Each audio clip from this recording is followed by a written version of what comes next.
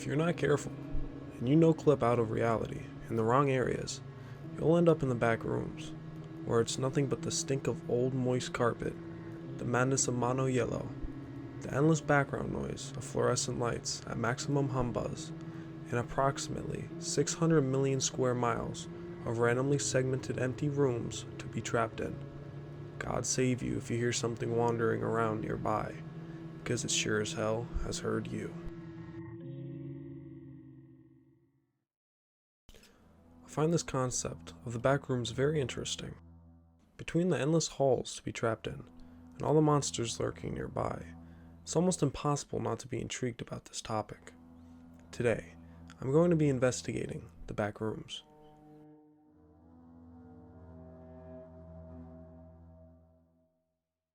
So, you may be wondering, what the hell are the backrooms? And to dive deeper into this topic, we'll have to explore three main areas of the backrooms.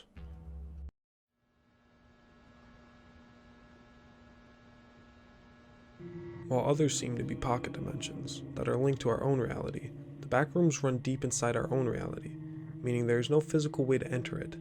Rather, a person enters the backrooms when in a state of deep despair or during sleep.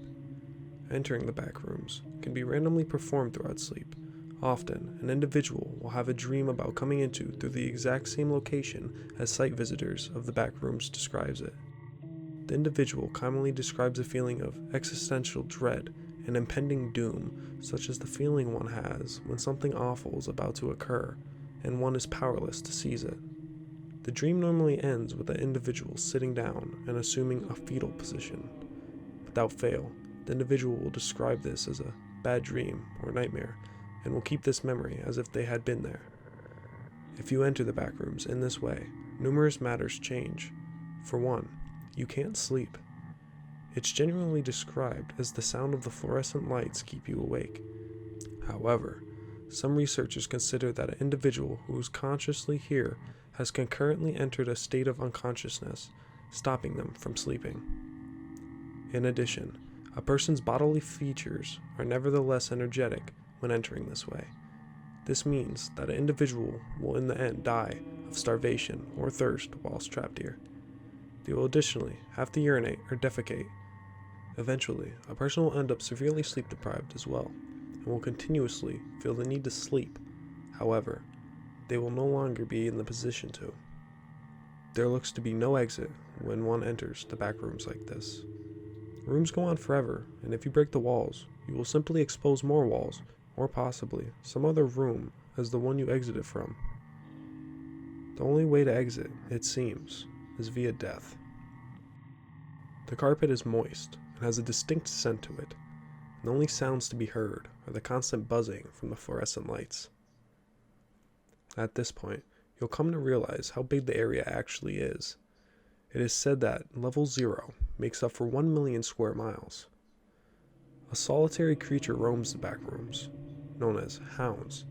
They only appear in certain levels, and the individual never sees it. If they do, however, they simply hear its cries, and you should immediately turn and run in the opposite direction.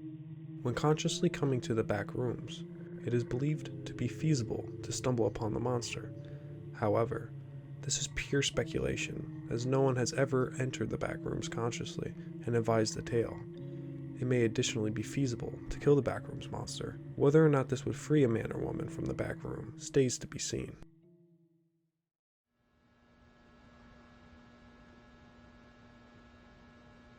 This is where we kick it up a notch. It is believed that after 4 days of traveling level 1, the lights will begin to flicker and suddenly go out, only for the lights to come back on and reveal the change of rooms and what may be lurking in front of you. No one knows how you enter level 1.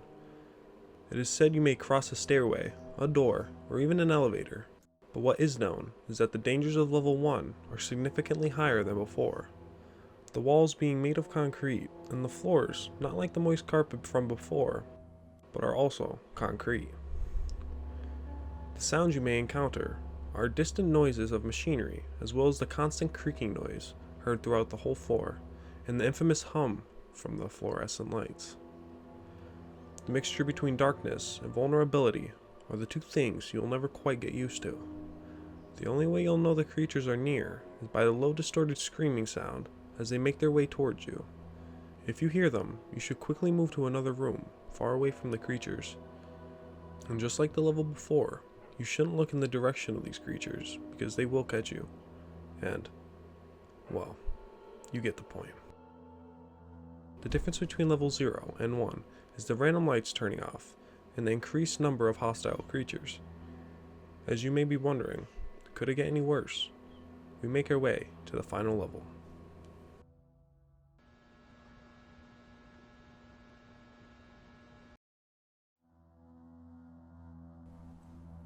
As you walk around level 1, you'll notice the scenery change and become extremely tight. Piping and machinery line the walls. The hallways seem to go on forever, and the buzz from the fluorescent lights grows even louder.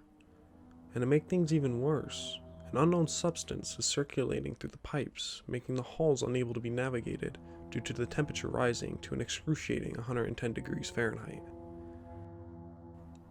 Most likely all creatures met on this floor are extremely hostile and should be avoided at all costs.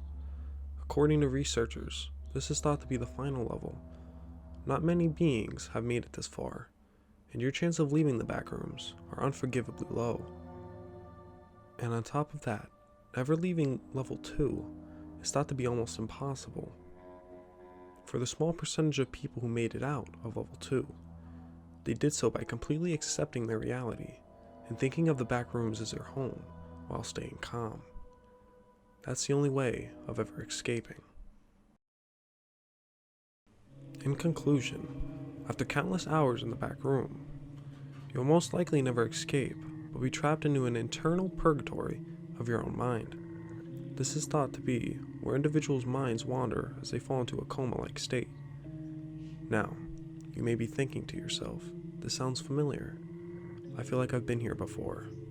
And maybe, just maybe, you've escaped the everlasting doom of the back rooms.